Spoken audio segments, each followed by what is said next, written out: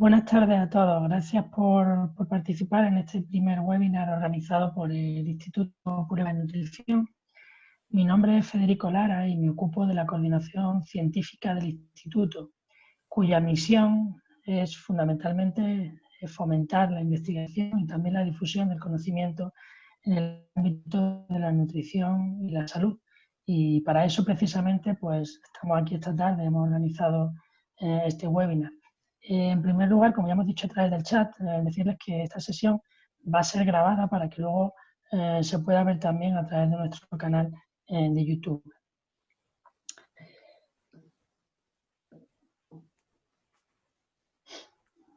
Voy a compartir mi pantalla para iniciar.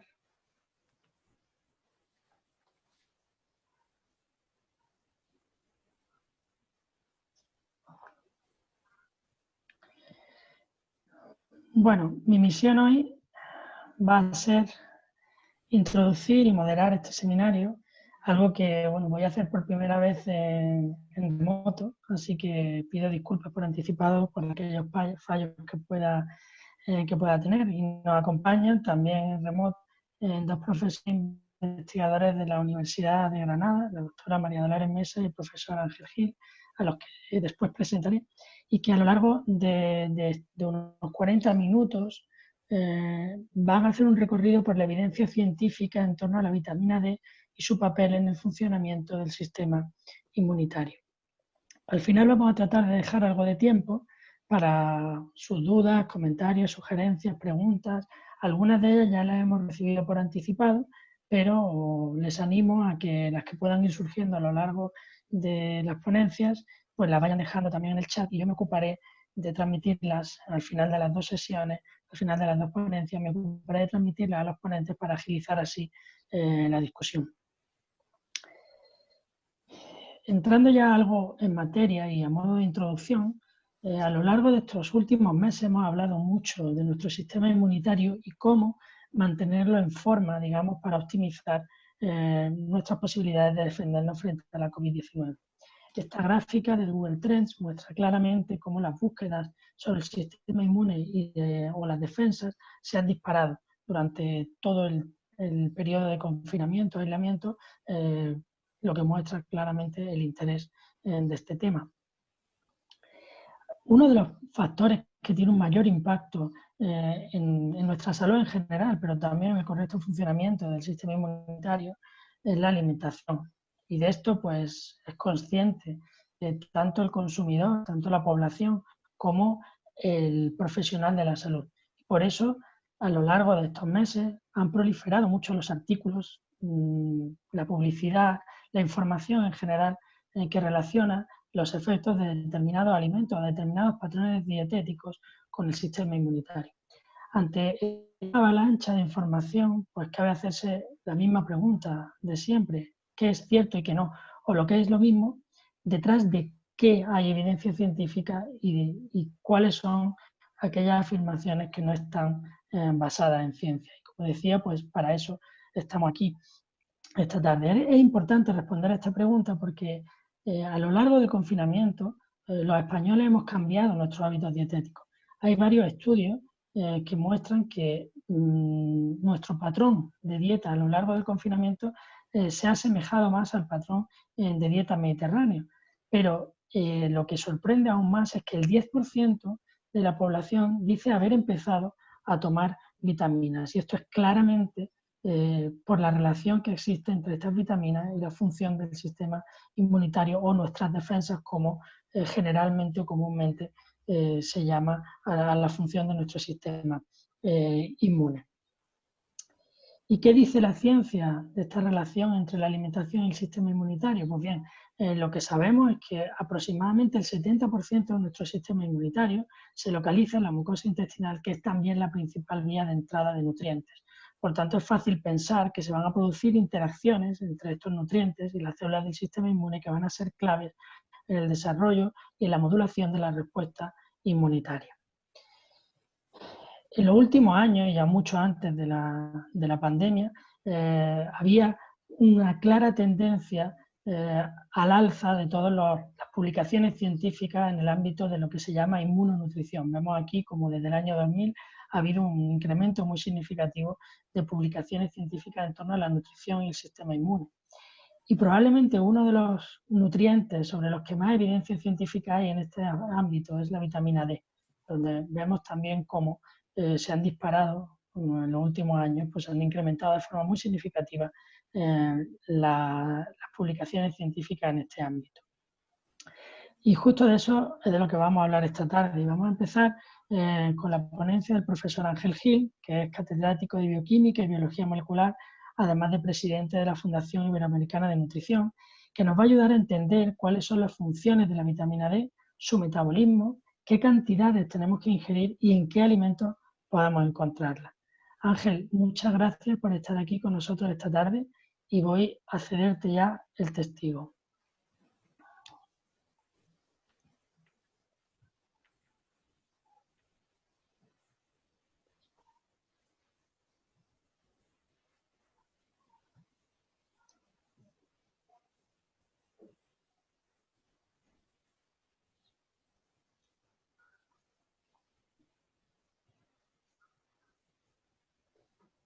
¿Se ve la presentación? Sí, la vemos. Muy bien, muy buenas tardes a todos.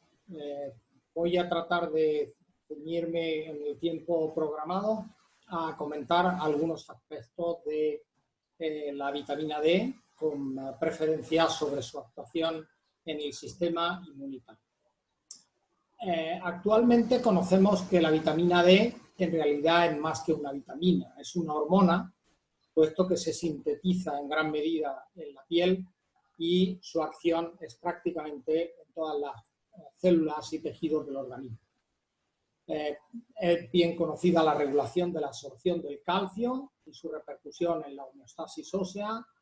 Es conocida también su función endocrina, actuando, como antes decía, en numerosos tejidos, funciones neuroprotectoras, de modulación en particular de la plasticidad sináptica, pero también, como ahora después me referiré, tiene funciones de modulación del sistema inmunitario. Además de que está implicada también en la reducción del estrés oxidativo, en la prevención de algunas reacciones inflamatorias y tiene además beneficios bien demostrados para la salud cardiovascular. La vitamina D en realidad se obtiene en gran medida por síntesis en la piel a través de la radiación ultravioleta. Hay un tipo concreto de 280 a 310 nanómetros de longitud de onda, que es la que se conoce como radiación ultravioleta de tipo B, y esta radiación es la que hace que el 7-dehidrocolesterol, una molécula derivada del colesterol que está en las membranas de la dermis, se convierta en previtamina D y una parte importante de esta se transforma en vitamina D3, que también se denomina colecalciferol. Existe en realidad una reacción, digamos, que es reversible, pero esta vitamina D va siendo utilizada y conforme va siendo utilizada por los organismos hay una nueva síntesis. Más allá de la síntesis a través de la acción de la radiación solar, hay una parte importante de la vitamina D que se obtiene a través de los alimentos. En realidad, la proporción de vitamina D en los alimentos siempre es pequeña, es del orden de microgramos, pero especialmente en los pescados y de forma muy especial en el hígado de algunos pescados está en concentraciones muy elevadas. Pero en general en los pescados y muy particularmente azules puede estar en rangos que van del orden desde prácticamente 15 a 100 microgramos por 100 gramos de ración. Luego hay otros productos más allá de los pescados en los que puede estar en concentraciones pero ya mucho más pequeñas, como puede ser el caso del huevo o el caso de los productos lácteos. En todo caso, la contribución de los alimentos a la ingesta diaria de vitamina D es variable. En el caso de España, el pescado contribuye, de acuerdo con el estudio Anibes, este es un artículo que publicamos en nuestro grupo hace un par de años, y como ven, el pescado representa el 26% de la fuente de vitamina D, los huevos el 25%, la leche y los productos lácteos el 23%. Esto no es tanto porque la leche tenga una gran cantidad de vitamina D, sino porque se consume leche usualmente suplementada con vitamina D, al menos en España, de forma abundante. Y luego hay pequeñas cantidades en otros productos. Pueden ver que hay productos vegetales. En realidad hay un isómero de la vitamina D3 que se llama ergosterol, que es la vitamina D2 que está presente en los vegetales y que también tiene actividad vitamínica. Básicamente, la vitamina D, como antes decíamos, es una hormona. Se sintetiza en la piel, como antes comentábamos, a través de la acción de la radiación ultravioleta y también con la acción del calor. Se forma esta vitamina D3, pero pasa a la circulación sistémica, unida a proteínas de unión a la vitamina D, y en el hígado se transforma básicamente en un derivado hidroxilado, que es el 25-hidroxi. Se forman también otros compuestos como el 24, pero el que tiene actividad vitamínica mayor es este, es el hidroxicolecalciferol, y este de nuevo pasa a la circulación sistémica unido a proteínas de unión y en el riñón se transforma en calcitriol o dihidroxivitamina D o dihidroxicolecalciferol. Es decir, esta molécula es la que de nuevo cuando sale a sangre actúa en numerosos tejidos y digamos que es el metabolito activo de la vitamina D.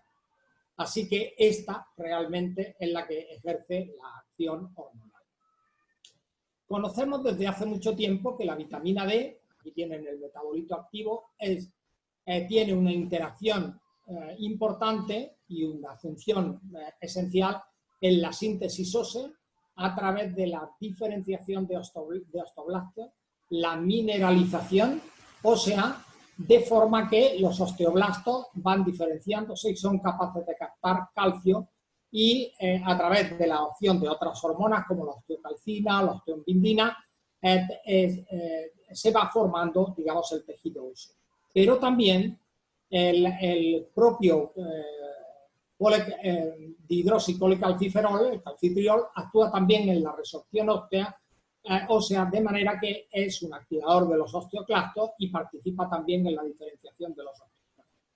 Una concentración adecuada de vitamina permite que haya un equilibrio apropiado entre síntesis ósea y resorción. Cuando hay déficit de vitamina D, predomina la resorción ósea sobre la síntesis y hay problemas de mineralización. En realidad, la vitamina D, el 1,25, que lo tienen aquí a la izquierda, actúa sobre receptores de membrana en la célula, se internaliza y actúa como un auténtico factor de transcripción uniéndose a numerosos genes y modula la expresión de estos genes.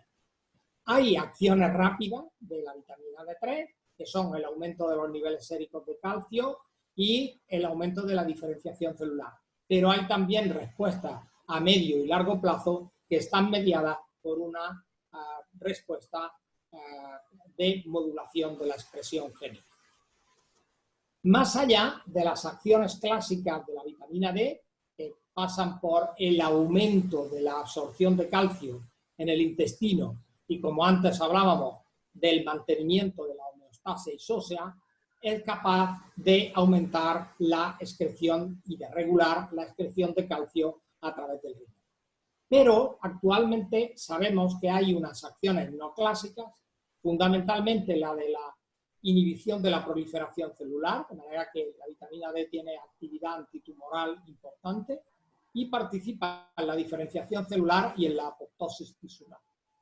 Pero además, actualmente conocemos que regula el sistema inmunitario por mecanismos fundamentalmente genéticos, haciendo que disminuya la susceptibilidad a las infecciones y es capaz también de regular los procesos inflamatorios. Más allá de eso, también participa disminuyendo la presión, contribuyendo a la disminución de la presión arterial a través de la regulación del sistema de renina-angiotensina. Y, como comenté al principio, tiene también en el sistema nervioso efectos neuroprotectores que derivan también de su acción de modulación de la expresión génica de algunas proteínas, como por ejemplo de las proteínas de defensa de las neuritas. Aquí tienen una de las acciones principales de la vitamina D.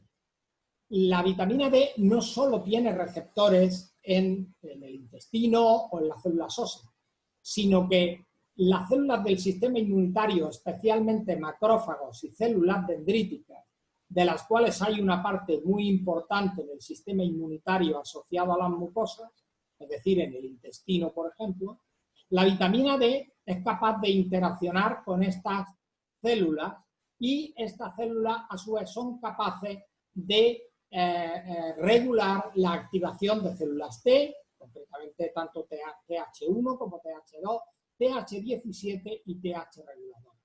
En particular, la vitamina D ejerce una función muy importante en la activación de células T reguladoras, de manera que al aumentar la actividad de estas células se producen citoquinas antiinflamatorias, especialmente interleucina 10, pero también factor de transformación beta, y estas citoquinas inhiben en cierta medida la respuesta inflamatoria o también de respuesta alérgica mediadas por inmunoglobulina E, mediadas por TH. De manera que, en definitiva, hay una activación de células T reguladoras y una disminución de la actividad de TH1, TH2 y TH17. Aunque luego lo comentará la doctora Mesa, uno de los efectos principales de la vitamina D es su acción en la inhibición de infecciones. Aquí tienen un macrófago, la vitamina D a través que va unida a la proteína de unión sistémica, es capaz de interaccionar con receptores de la membrana en los macrófagos y a través de la internalización de la molécula se une a receptores específicos y en el núcleo da lugar a la producción de la expresión génica de moléculas como las defensinas. Estas defensinas actúan matando literalmente a muchas bacterias, como puede ser, por ejemplo, el Mycobacterium tuberculosis, es decir,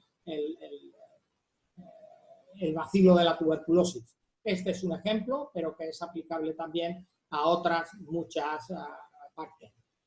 Simplemente comentarles más allá de esto que las ingestas diarias recomendadas de vitamina D prácticamente no han cambiado desde el inicio del conocimiento y el descubrimiento de la vitamina D. Se asume que, en particular, los niños deben de tomar alrededor de 400, durante la fase de lactante, de 400 unidades, es decir, equivalente a 10 microgramos día, y a partir de que los niños ya tienen un año, deben de tomar del orden de 600 unidades, equivalente a 15 microgramos, y este valor se mantiene, excepto en los ancianos que, debido a su depresión del sistema inmunitario, necesitan un poquito más, del orden de 20 microgramos día. Estos valores que están recomendados por el Instituto de Medicina de Estados Unidos y Canadá, en realidad coinciden con los recomendados en España. Aquí ven 10, 15 microgramos, 15 y 20 microgramos en individuos ya mayores. De manera que internacionalmente y nacionalmente, en el caso de España, los valores están muy bien consensuados. De hecho, las propias recomendaciones de ingesta recomendadas de la Agencia Europea hablan también de que necesitamos 10 microgramos día durante la fase de lactante y 15 microgramos durante la fase de adulto. Y hay que tener en cuenta una situación, y es que la ingesta máxima tolerable no debe de sobrepasarse de 100 microgramos día porque podría haber efectos adversos, y esto habla de que no debemos de tomar más de lo que necesitamos, excepto que haya situaciones de déficit. ¿Por qué es difícil alcanzar las recomendaciones de vitamina D? Pues porque existen factores que limitan la síntesis cutánea, baja exposición solar, envejecimiento, uso de cremas protectoras, etc. Y también hay que ver que a igualdad de ingesta hay situaciones bioquímicas desfavorables, como por ejemplo cuando se tiene sobrepeso y obesidad, porque existe una dilución de la propia vitamina dentro de la masa grasa. Los alimentos con vitamina D, con elevado contenido en vitamina D, en realidad su consumo a veces es muy limitado, como el caso de los pescados azules y en menor medida los lácteos y de acuerdo con esto, con la FAO y con la OMS, se debieran de consumir entre 2 y 4 raciones de pescado a la semana, pero los pescados azules de gran tamaño deben de evitarse en niños, embarazadas y limitarse también entre los 10 a 14 años a no más de 2 raciones. Todo eso puede hacer dificultar el alcanzar la recomendación. En el caso de España, en distintos estudios, este es el estudio ENIDE del Ministerio de Salud, las ingestas de vitamina D apenas alcanzaban un 30% de las ingestas recomendadas. Y esto era mucho más acusado en los grupos de edad mayores, donde el porcentaje concretamente se reducía hasta el 20% aproximadamente. Igualmente, en el estudio ANIVES, en nuestro grupo publicó en 2017 que el 94% de la población reportó ingestas menores al 80% de las recomendaciones. Como pueden ver, los niños estaban ingiriendo alrededor de entre 2,8 y 3 microgramos, por consiguiente muy por debajo, y los adultos del orden aproximadamente de 4 microgramos y medio, muy por debajo de los 15 necesarios. ¿Cómo alcanzar las ingestas recomendadas? Pues, por supuesto, tomando la luz solar durante al menos 15 días, durante 15 minutos y de forma habitual, pero también tomando alimentos enriquecidos, entre los cuales concretamente la leche, los lácteos, cereales, cremas untables, son los alimentos que más facilitan el enriquecimiento. En algunos países, especialmente en países nórdicos, el enriquecimiento de algunos alimentos es obligado y, por supuesto, eso contribuye a aumentar las concentraciones séricas del 25-hidroxicolecalciferol, que es el metabolito que nos sirve de biomarcador del estado. Muy recientemente, tan recientemente como ayer, se publicó un artículo de nuestro grupo, del grupo SNUPI, un estudio de población de nutrición infantil, en el que dice que efectivamente en España los lácteos seguidos de los pescados son los alimentos que más contribuyen a la vitamina, a aportar vitamina D en los niños entre 1 a 9 años. Es decir, los lácteos son una fuente muy importante de vitamina D. Si bien, cuando nosotros observamos, los niños, como antes ocurría en el caso del estudio ANIVES, toman del orden simplemente de entre 2, alrededor de 3 microgramos día.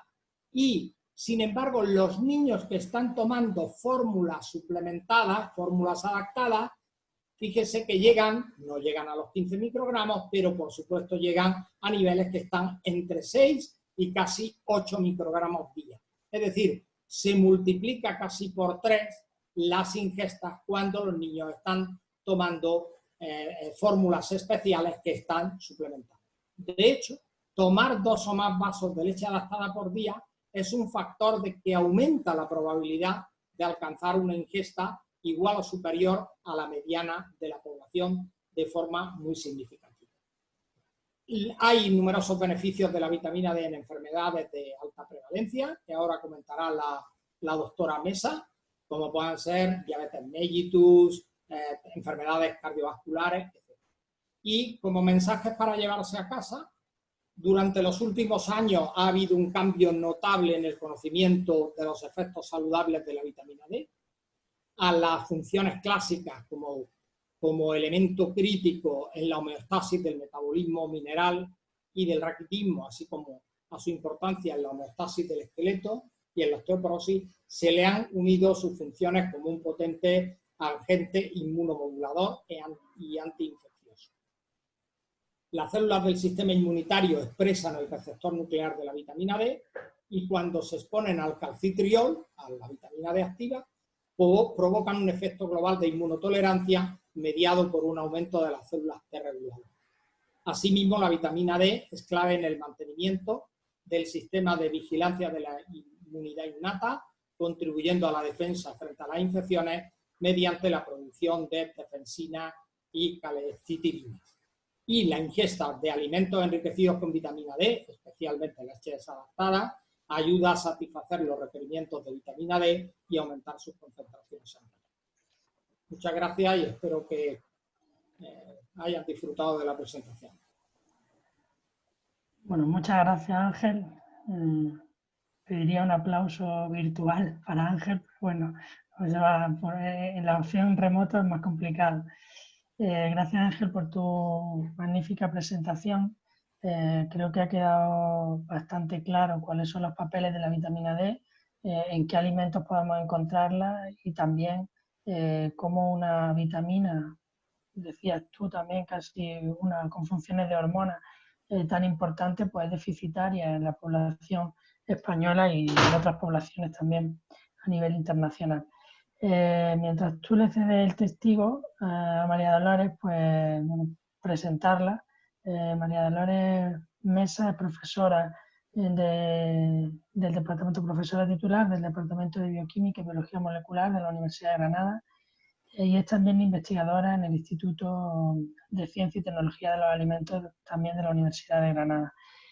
Con ella vamos a profundizar un poco más en una de esas funciones no clásicas que mencionaba Ángel en su presentación, que es precisamente la función de la vitamina D en el sistema inmunitario y creo que nos va a ayudar mucho a entender también toda esta cantidad de información que hemos ido recibiendo a lo largo de los días del confinamiento relacionada sobre todo con el coronavirus. Gracias María Dolores por estar con nosotros también esta tarde y ya pues te cedo el testigo.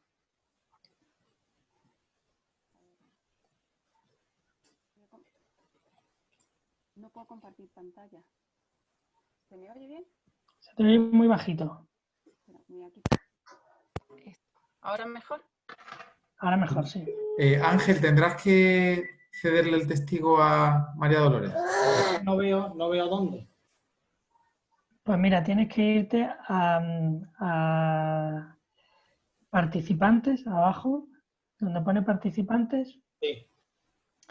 Y Dolores, sí. abres panelistas, María Dolores, más. la pestaña María Dolores, ahora pinchas en María Dolores, más y hacer hospedador. Ok, ya está. Vale. ¿Está? Sí, voy a ver si ya sí puedo compartir pantalla. Sí. Sí. A ver si me permite. ¿Se ve la pantalla? Sí. A ver si se puede presentar. Ahora. Si quieres puedes ponerla en modo presentación y a lo ¿Así? mejor lo vemos más grande. ¿Así? Así, perfecto. ¿Vale? Bueno, pues buenas tardes a todos. Y bueno, ahora vamos a ver los efectos, vamos a revisar un poco los efectos concretos que tiene la vitamina D sobre el sistema inmunitario y vamos a ver los estudios científicos, la evidencia científica que avalan esta función y la posibilidad de suplementar para obtener unos beneficios en la salud. Como ya ha dicho el profesor Gil, la vitamina D es fundamental para la modulación del sistema inmunológico. Por un lado, es capaz de potenciar la inmunidad innata, es decir, de activar mecanismos que van a destruir el microorganismo que causa la destrucción, pero por otro lado también tiene una acción antiinflamatoria que regula esta inflamación, este proceso inflamatorio, porque todas estas defensas, todos estos mecanismos que son inespecíficos, que atacan al microorganismo, también atacan al tejido hospedador, donde se está desarrollando la inflamación, y lo dañan. Y de ahí las complicaciones en estos tejidos a nivel pulmonar, hepático, que se va destruyendo el tejido. Entonces el organismo tiene mecanismos que intentan modular y un poco aplacar esa defensa inflamatoria. Si luego sigue la infección, seguirá activándose la defensa, pero por otro lado vamos modulando para no dañar demasiado al tejido. Concretamente, aquí tenemos la vitamina D va a actuar de distintas maneras, mediante distintos mecanismos, puede activar distintos mecanismos. Como ya ha dicho el profesor Gil, es capaz de modular la expresión de ciertos péptidos antimicrobianos como las catelicidinas y las defensinas que están aquí. Es que no veo el dibujo ahora, que no veo con la... están aquí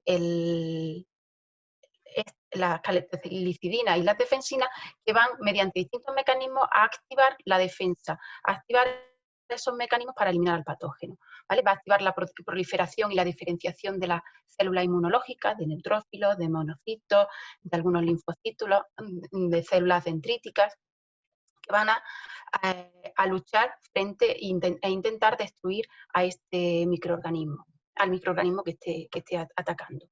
Por otro lado, también activan la autofagia y la apoptosis, es decir, son capaces de activar cuando una célula, un macrófago, se ha cargado ha cogido al microorganismo para eliminarlo, activa la autofagia, elimina la célula y todo su contenido, con lo cual estamos contribuyendo a disminuir la carga viral. De la misma manera, activan la apoptosis. Se ha visto que en las células del endotelio respiratorio se activa que contienen el virus, los virus, pues se activa la apoptosis y se destruye. También de esta manera se va eliminando el virus. Por otro lado, también, como ya se ha dicho, las defensinas directamente pueden atacar a la membrana y la cápside de los virus y desintegrarla y eliminar el virus, o incluso inhibir la replicación de este. Todo va a depender también mucho del virus, del agente patógeno que esté infectando, porque con cada uno se va a actuar de distinta manera. El sistema inmunológico actúa de distinta manera. Por otro lado, hemos dicho que la vitamina D tiene una actividad inmunomoduladora, antiinflamatoria, porque es capaz de inhibir el crecimiento, la proliferación de esos linfocitos proinflamatorios que ya nos han dicho, esos T1, los T17, que van a destruir al patógeno, pero también al tejido, y activar lo que está en verde aquí en el esquema, son los procesos que se activan, activar la proliferación de ese linaje TH2 y TH regulador que, mediado por la interleuquina 10, que es antiinflamatoria, va a controlar esa inflamación y a proteger a los tejidos.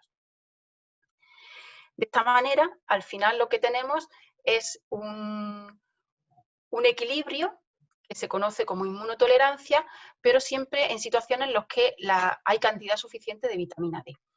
Entonces se inhibe la proliferación de células proinflamatorias y se permite el crecimiento y la proliferación de estas células reguladoras.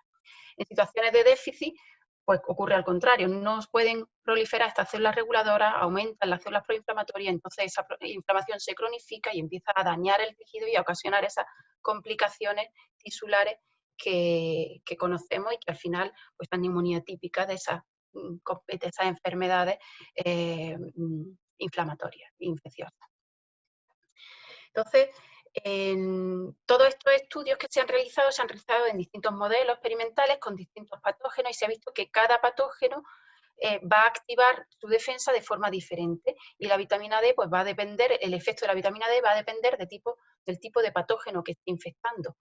Por otro lado, también hay factores genéticos y epigenéticos que modulan la expresión de ese receptor del que no ha hablado el profesor Hill, el que se une a la vitamina D y el que puede meterla dentro de la célula y hacer que pueda regular la expresión de todas esas péptidos, todas esas proteínas de defensa, pues dependiendo de los polimorfismos génicos de este receptor, que codifican este receptor, o incluso de las modificaciones epigenéticas, la actividad y la eficacia de la vitamina D va a variar. Esto también puede explicar por qué en determinados grupos de población vemos que la susceptibilidad ante ciertas enfermedades infecciosas pues varía un poco, porque su defensa va a depender de todos estos polimorfismos génicos y en concreto de los polimorfismos de la vitamina, del receptor de la vitamina D. Bueno, todo esto, todos estos estudios, todos estos mecanismos explican los efectos de la vitamina D en relación y cómo afecta al sistema inmunológico, y concretamente hay muchos estudios que han estudiado in vivo en humanos, en estudios epidemiológicos y estudios de intervención, estos efectos. y han comprobado estos efectos. Concretamente, hay muchos estudios que en este sentido, en este campo, y hay metaanálisis que los resumen, que los cogen, que los revisan y sacan conclusiones generales de todos los estudios. Los metaanálisis son estudios de alta evidencia científica. Concretamente, hay muchos estudios recientes.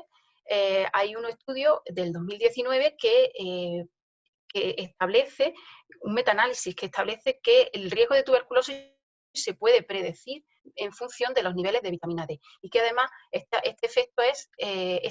predicción es dosis dependiente. Esto no ocurre lo mismo cuando se estudian todas las infecciones respiratorias juntas. Ya hemos dicho que dependiendo del patógeno, la vitamina D va a actuar de una manera diferente. Entonces, otro metaanálisis sí encontró una relación inversa entre los niveles de vitamina D, la cantidad de vitamina D que tenemos en el organismo y sus efectos con protectores para disminuir el riesgo de enfermedades respiratorias, pero en este caso no era lineal, porque aquí estábamos, bueno, incluyendo muchas enfermedades de distinto tipo, pero sí la relación no es lineal, pero sí hay una relación inversa. ¿Vale? Esto se vio en adultos y en adolescentes, también se vio en otro metaanálisis en niños, esas concentraciones inversas entre el riesgo de sufrir las enfermedades respiratorias y las concentraciones de vitamina D, e incluso se ha visto que los niños enfermos críticos con déficit de vitamina D tienen más probabilidad de morir, una mayor mortalidad en función de este déficit de vitamina D. Estos son estudios epidemiológicos que abren las puertas a estudios de intervención, de suplementación con vitamina D para ver si realmente suplementando encontramos un efecto. También hay muchos estudios y otros metaanálisis pues, que los resumen, que los cogen y sacan toda la información. Concretamente, en el 2012, un primer metaanálisis estableció que la suplementación con vitamina D puede proteger de las infecciones del tracto respiratorio, principalmente en niños. Este estudio también contemplaba a los adultos. En un primer análisis estadístico se vio que había este beneficio también ocurría en los adultos, pero luego al hacer un estudio estadístico más randomizado, más fuerte, con más potencia estadística, se perdió la significancia en los adultos, pero se mantuvo en los niños. Es decir, que en los adultos pues, también hay otros factores que también pueden condicionar este efecto de la vitamina D. Posteriormente, se afinó un poco más, otro estudio, otro metaanálisis, encontró ese efecto positivo de la vitamina D, pero estos autores observaron que cuando se le estaba dando la vitamina D de forma continuada, dosis diarias o semanales, sí se observaba el efecto, pero cuando se le daba un bolo de forma esporádica o de forma muy separada en el tiempo, no se encontraba ese efecto. Es decir, que hay que suplementar, cuando se suplementa para que el efecto se vea, tiene que ser una suplementación continuada. Y posteriormente, el último metaanálisis que hay de este tipo de estudios, que es del 2017, confirmó este efecto de la suplementación continuada y además afinó un poco más y observó que el efecto beneficioso se ve principalmente en las personas que tienen un déficit de base y no en las personas que ya tienen unos niveles adecuados de vitamina D en el organismo y que por lo tanto pues suplementarla más tampoco va a beneficiarlas mucho más. Es decir, tenemos que conseguir que la población tenga unos niveles adecuados para que esté beneficiada y para que su sistema inmunológico funcione lo mejor posible. Después de estos metaanálisis, pues ha habido otros estudios que han confirmado pues, lo que habíamos visto antes. Por ejemplo, este estudio de aquí, de LOEF del 19, pues confirma que el efecto de la suplementación depende del tipo de microorganismo. Los virus respiratorios tipo no influenza se ven beneficiados de forma moderada, pero los tipos de influenza no se ven beneficiados, no encuentran ese beneficio. Y otro estudio que también vio pues, que hay otros factores que modulan esta actividad de la vitamina D, como por ejemplo la microbiota de la nasofaringea. Si hay una presencia de determinados microorganismos como Haemophilus, pues la gravedad, en este caso en lactantes con bronquiolitis, pues va a ser mayor que cuando hay un déficit de vitamina D. Con todo esto, tenemos que tener claro entonces, parece claro que hay un efecto beneficioso de la vitamina D, que este efecto va a depender de los niveles, de las concentraciones de base que tienen estas personas, que si hay un déficit sí se va a beneficiar, si no hay un déficit pues el beneficio tampoco va a ser tan evidente, pero hay que mantener esos niveles, esas concentraciones en sangre.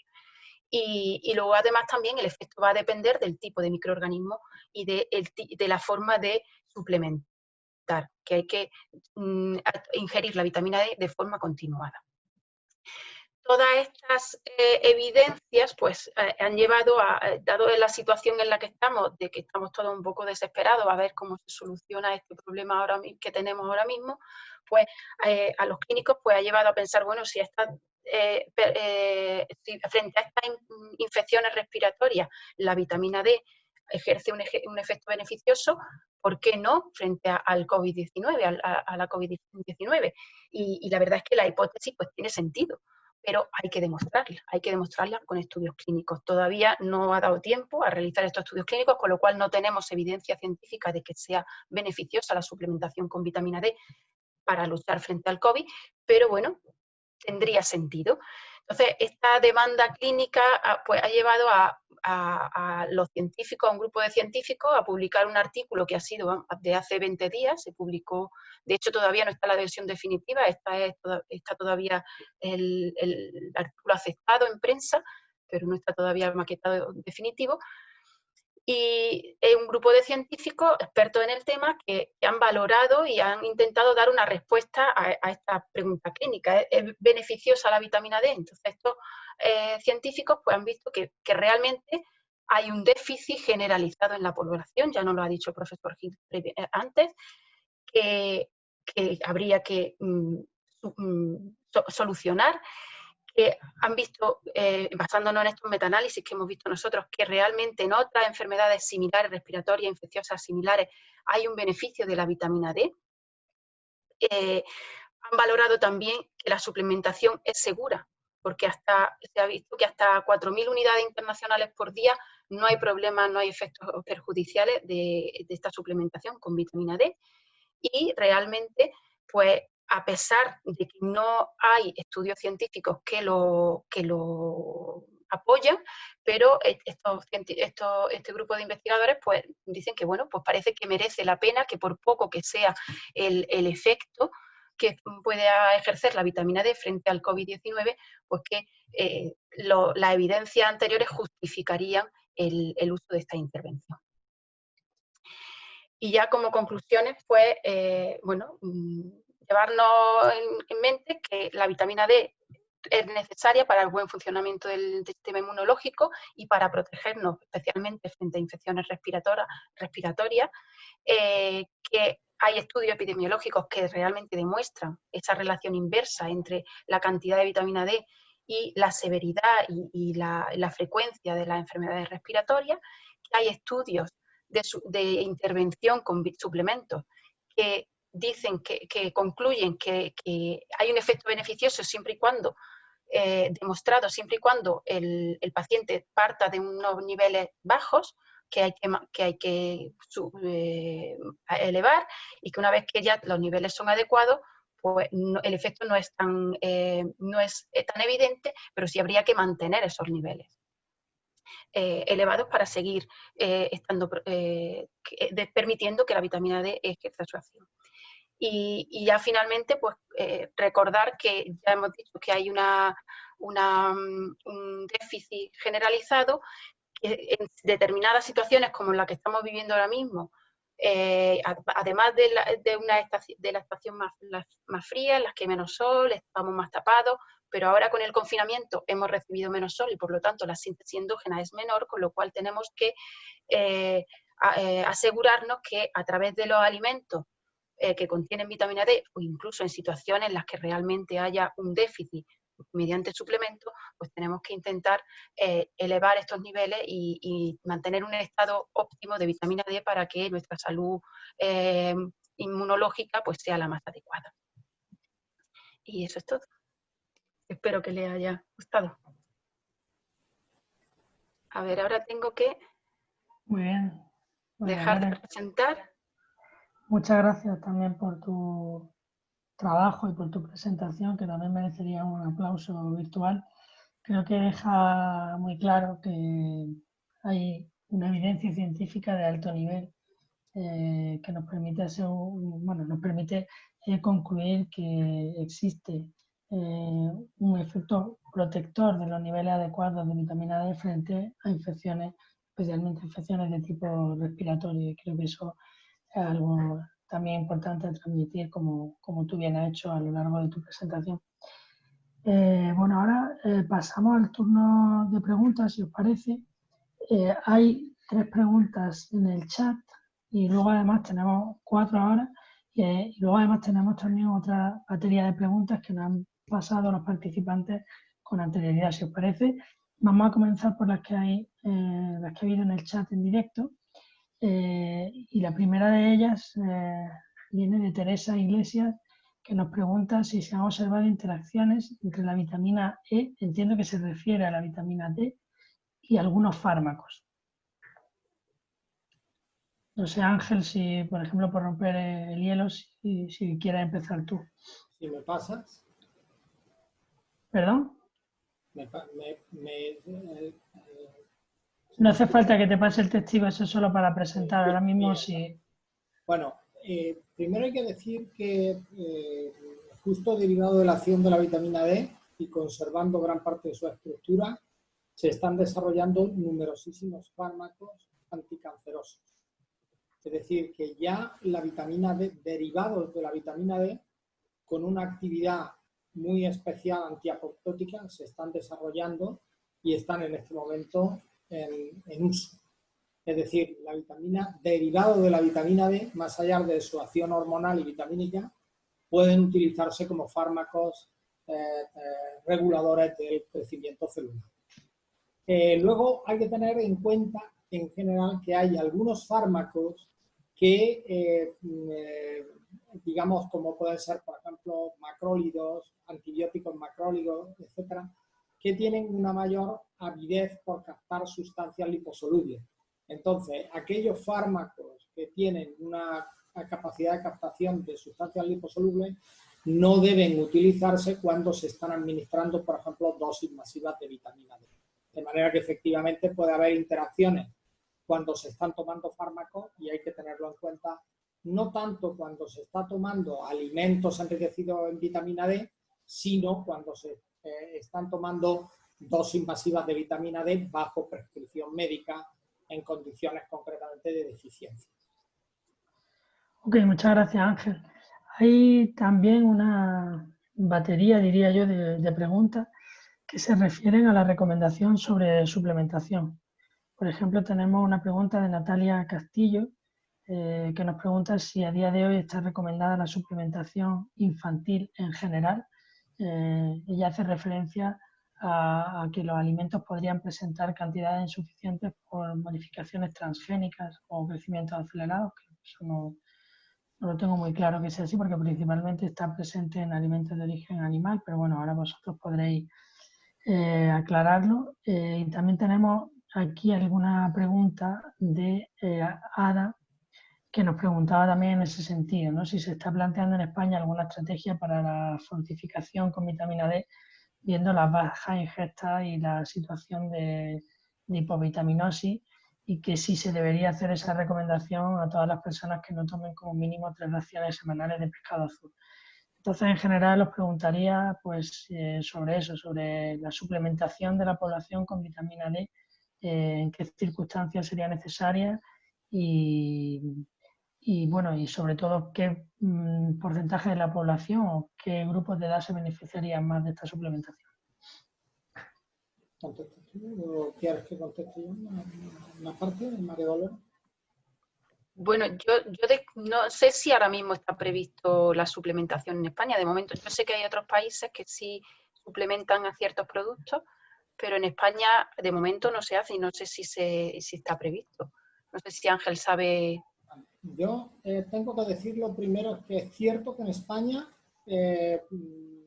a pesar de tener una radiación solar importante, excepto en alguna zona por encima del paralelo 32, como puede ser Galicia, que es una situación muy especial, pero en general tenemos una radiación solar importante.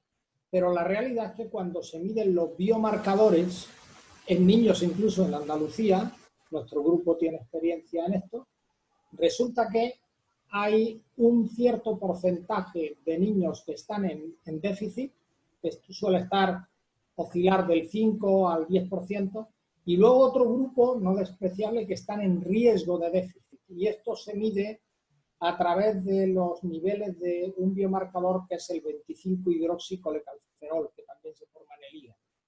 Y los niveles circulantes se asocian a actividad de vitamina D.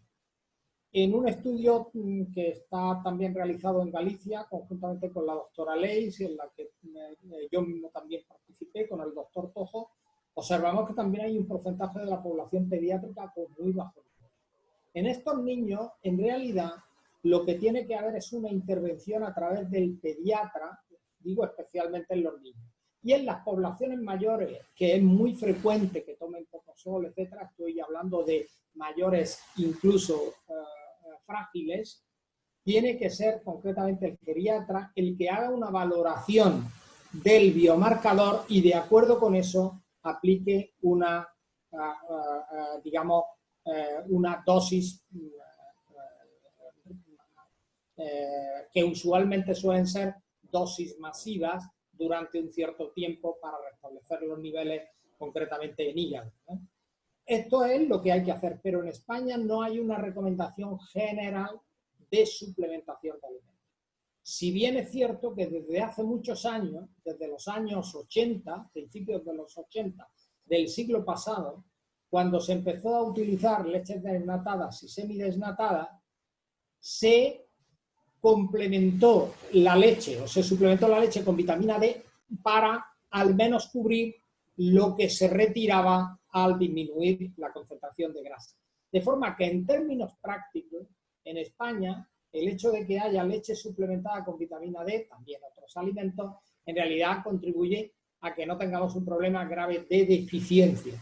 Una cosa es déficit de ingesta y otra cosa es deficiencia. Los déficits de ingesta son notables y por consiguiente el riesgo es importante, pero el déficit clínico es afortunadamente mucho menor. No significa que en el futuro no haya recomendaciones de suplementación, pero en la actualidad no lo hay. Lo que sí hay es recomendaciones sociales de que se tome sol de forma habitual en la medida de lo posible, pero también se sabe que del orden de entre 15 minutos y 30 minutos es suficiente al día de radiación solar y en la medida de lo posible que se tomen alimentos diversificados y variados, entre los cuales el pescado, como antes comenté, la FAO recomienda entre 2 y 4 raciones a la semana. Muy bien, muchas gracias María Dolores, muchas gracias Ángel. Hay otra pregunta de Marta que nos dice que existe una tendencia de niveles bajos de vitamina D, especialmente en la población femenina, a pesar de que aparentemente realizan una ingesta adecuada, algo que bueno, yo pondría en duda después de ver los datos que ha presentado el profesor Ángel Gil. Pero ¿existe algún motivo por el que la hipovitaminosis pueda ser especialmente prevalente en la población femenina? No necesariamente, pero sí es cierto que las mujeres, mucho más que los hombres todavía, aunque hoy también los hombres utilizan cremas protectoras, ¿no? Y muchas de esas cremas tienen filtros solares.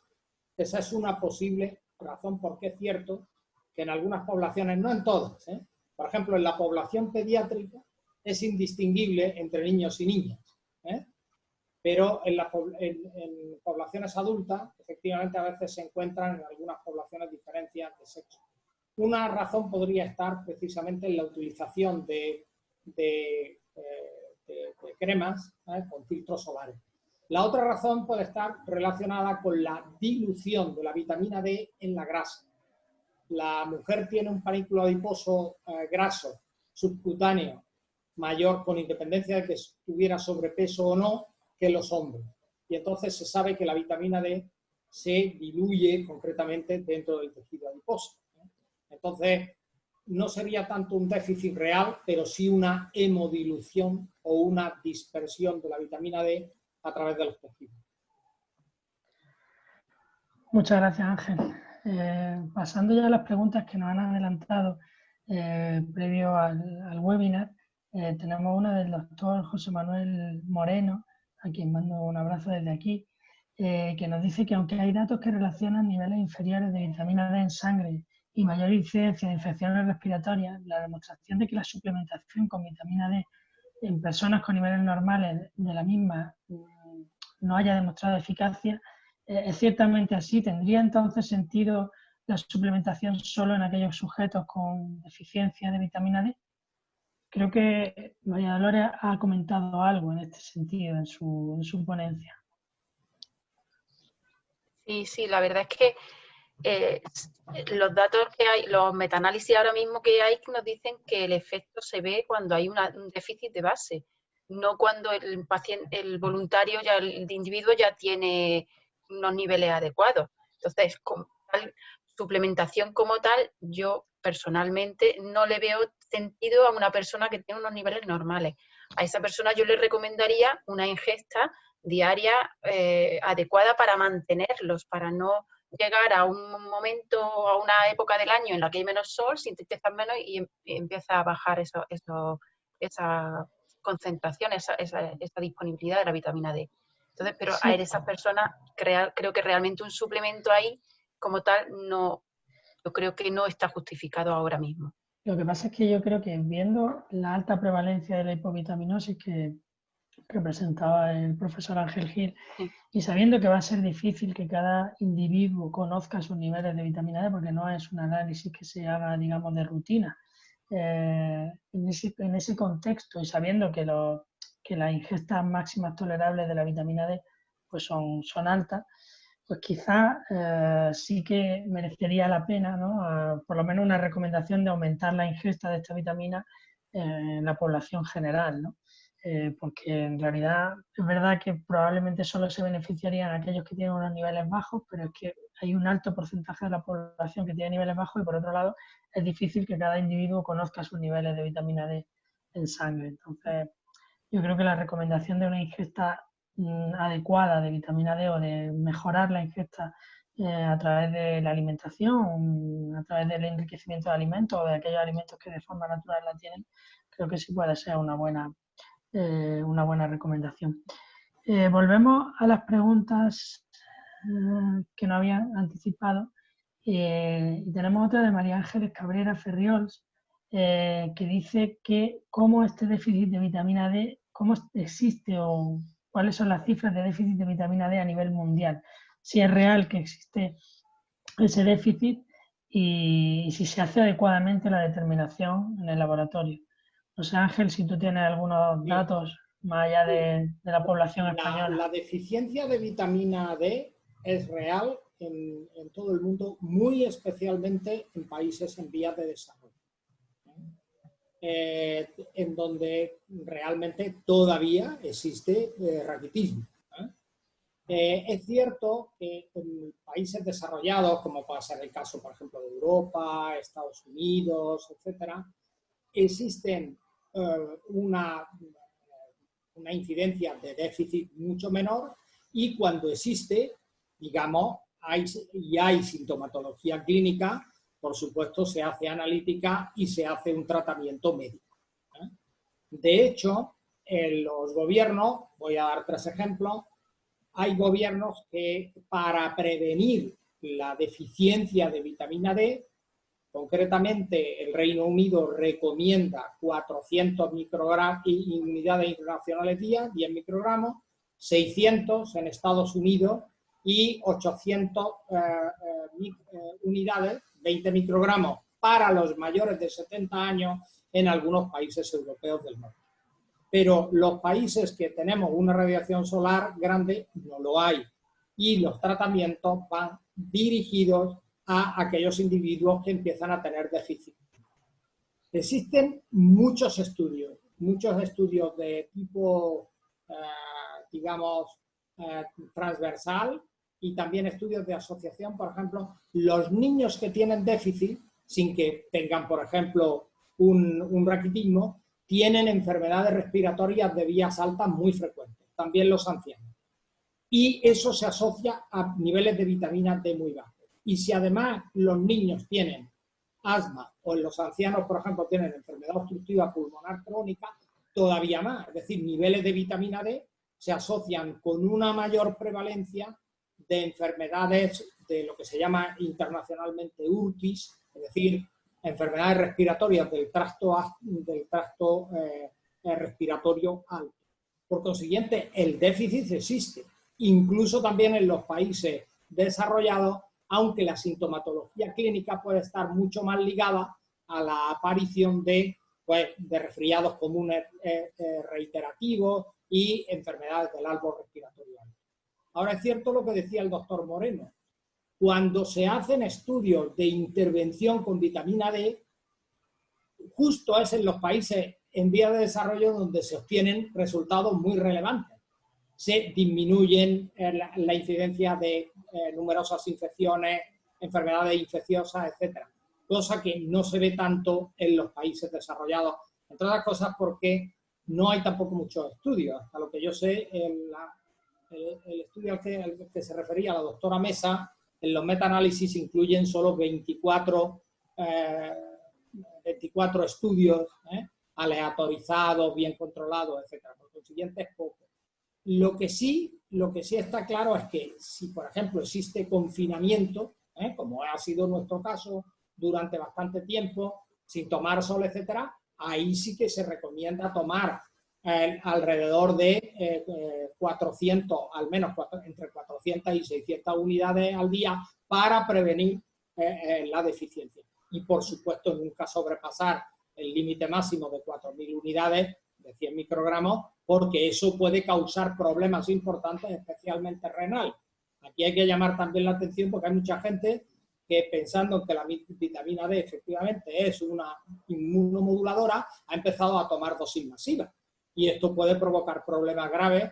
De hecho, el propio artículo al que se refería la doctora Mesa llama la atención de que no se deben de tomar ingestas mayores de 100 microgramos por día porque es peligroso.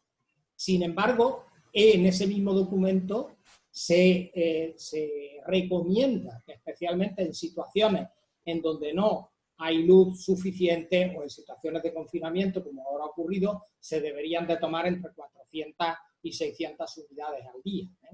Y es obvio que eso no se toma de forma normal, ni siquiera en alimentos, sino que hay que tomar suplementos. Pero esto debería de hacerse siempre bajo control médico. Gracias, Ángel. Hay una pregunta más en el chat que habla sobre el papel de la vitamina D en las alergias alimentarias no mediadas por IgE. Si creemos que es un marcador que se debería controlar en estos pacientes. En Medea ha presentado una diapositiva, ¿no?, en la que se veía un balance de respuesta inmunitaria en función de niveles correctos de vitamina D y niveles bajos de vitamina D.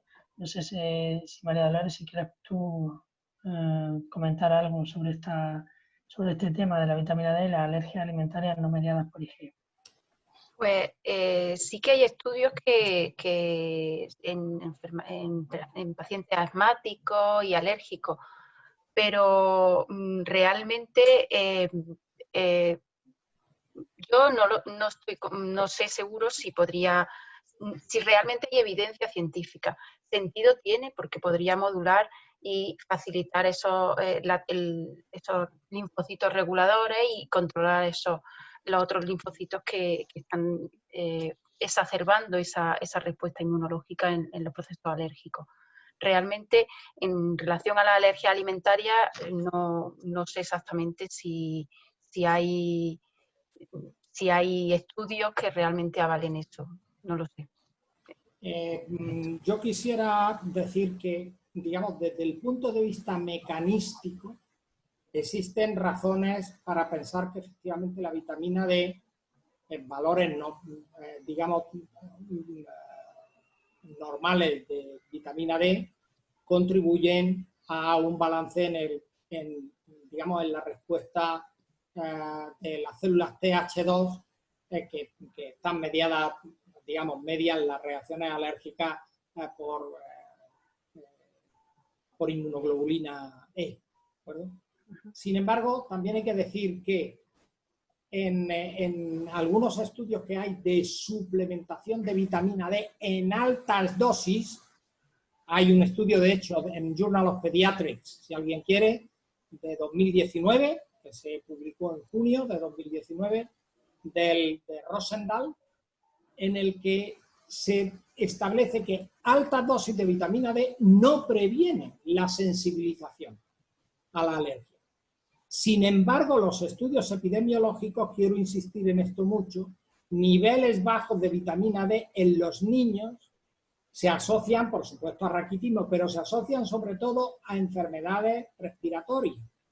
Y en los niños con asma, esa relación es mucho más alta.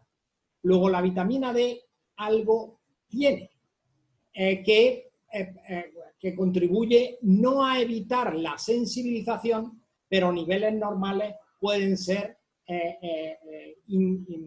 digamos, interesantes para mantener una respuesta dentro de la normalidad. Sin embargo, insisto, la suplementación con vitamina B no desciende, por ejemplo, la severidad del eczema infantil a los 3 meses de edad.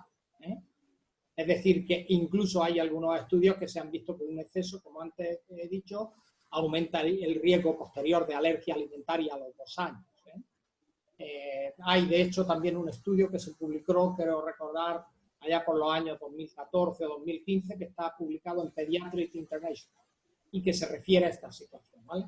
Si alguien quiere, es del grupo, de un grupo japonés de Urashima. Entonces, si alguien tiene interés, alguien tiene interés, se lo puedo suministrar con posterioridad. Pero insisto en esto mucho.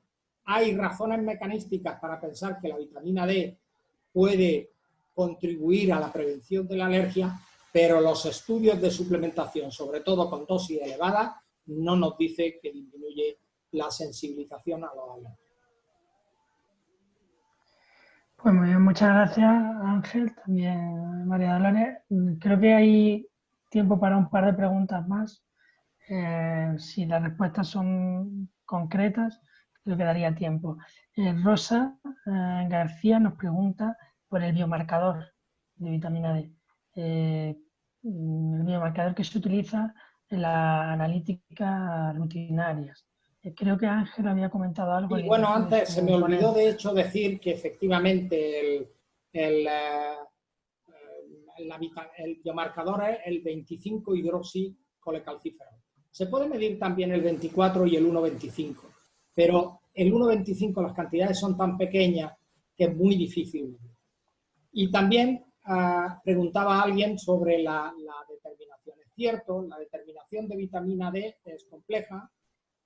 Actualmente se hace por HPLC seguida de masas y hay metodología nueva. De hecho, nuestro propio grupo, la doctora Mesa y yo mismo, hemos desarrollado un método utilizando isótopos estables, pero eso no está al alcance de, digamos, de la clínica. Por consiguiente, hay que tener también mucho cuidado con cuáles son los puntos de corte que se utilizan. Y, por supuesto, hay que utilizar medidas contrastadas en laboratorios contrastados que utilicen sistemas de control de calidad apropiados, para evitar, digamos, valores erróneos. De hecho, muchas veces es cierto que de un laboratorio a otro, de un laboratorio clínico a otro, pues se pueden encontrar valores para el mismo sujeto diferentes. Y eso se debe efectivamente a que a veces la metodología no está suficientemente bien estandarizada. De manera que es un tema efectivamente a considerar. Bueno, Ángel, nos pide una de las participantes, Natalia Castillo, si podemos a través del chat mandar el enlace que habías comentado a los artículos. No sé si puede ser a través del chat en estos momentos. Es difícil porque tengo que... Pero yo lo que puedo hacer, os envío los PDFs a vosotros, sí, vale. Federico, y si vosotros sois tan amables los podéis distribuir, ¿vale? De acuerdo. Mandaré el artículo este que antes me refería del Journal of Pediatrics y del International Journal of Pediatrics, ¿vale? De acuerdo. Y yo creo que ya finalmente hay una pregunta interesante también de Víctor Díaz, que nos pregunta sobre la inmunosenescencia, que limita obviamente la capacidad del huésped para responder a las infecciones, si, si incluso en esta situación la vitamina D sigue teniendo un papel, o si debido a esta inmunosenescencia la vitamina D pierde la capacidad de modular los procesos inmunológicos. ¿Contesto yo? Bueno, está claro que hay una situación, ya cuando el organismo va envejeciendo, asociada al envejecimiento, hay un proceso inflamatorio asociado que lo llaman inflammaging, en el que hay mayor generación de radicales libres y mayores problemas y alteraciones en los tejidos y alteraciones en la respuesta del organismo en general. Entonces, en cuanto a la vitamina D, pues sí tiene sentido que haya problemas, por lo tanto es preferible, yo creo que la población mayor es una población de riesgo en la que además las ingestas también se modifican y tienen más riesgo de déficit, y una de las poblaciones en donde más sentido tiene el controlar, por supuesto, como ha dicho el profesor Gil, de forma controlada y bajo prescripción médica y supervisión.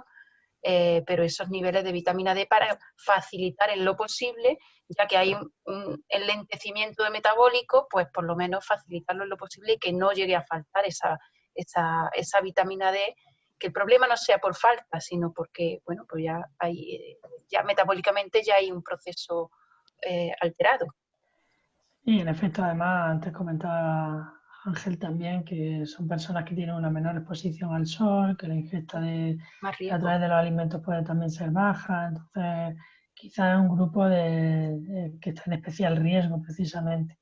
Sí, de hecho las recomendaciones, antes comenté que las recomendaciones, en vez de 15 microgramos, la recomendación es de que los mayores, a partir de los 70 años, deberían de ingerir 20 microgramos al día, con independencia de la radiación solar. Antes también no he comentado, pero decir que, por supuesto, el establecer con el 25-hidroxi, con el biomarcador, valores de deficiencia o valores digamos, de riesgo, depende mucho de quién establece los marcadores. Pero de forma global se establece que insuficiencia podría estar por debajo de 20 nanogramos por mililitro en sangre, y la deficiencia por debajo de 15. Algunos otros autores consideran por debajo de 11. Pero en cualquier caso hay niveles.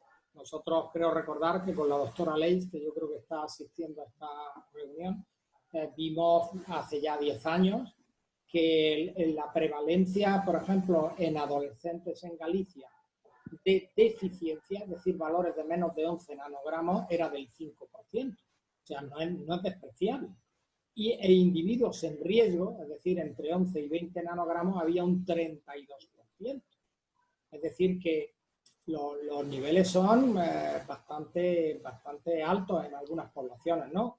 En particular, como es el caso de Galicia, donde durante la época de invierno, pues la exposición solar es muchísimo menor. Pues muy bien, gracias Ángel, también María Dolores por vuestras respuestas. Yo creo que vamos a finalizar aquí, aunque hay algunas preguntas más, pero bueno, ya estamos casi 20 minutos del tiempo previsto. Es un tema súper interesante que seguro que va a dar para seminarios posteriores. Yo, por mi parte, quería reiterar nuestro agradecimiento a todos los participantes. Ha habido momentos en los que estábamos en torno a 120 personas y creo que bueno, pues ha sido en ese sentido un éxito. También creo que, aunque eso lo deberían valorar más los espectadores, pero creo que sí que ha sido un éxito también en cuanto a los mensajes que se han transmitido, las presentaciones que han sido de muy buena calidad, las respuestas a las preguntas que han sido también claras. Así que, bueno, yo creo que podemos estar contentos con la organización de este primer webinar que hemos hecho en remoto. Y nada, pues reiterar el agradecimiento a los participantes y especialmente a María Dolores y a Ángel por sus intervenciones, y también me van a permitir a todo el equipo del Instituto Puleva de Nutrición, porque para que este webinar sea posible pues hay mucha gente que está trabajando detrás para que haya sido posible y que haya sido lo que yo creo que ha sido un éxito. Así que gracias a todos y nos vemos en el siguiente. Un saludo. Muchas gracias. Venga, muchas gracias.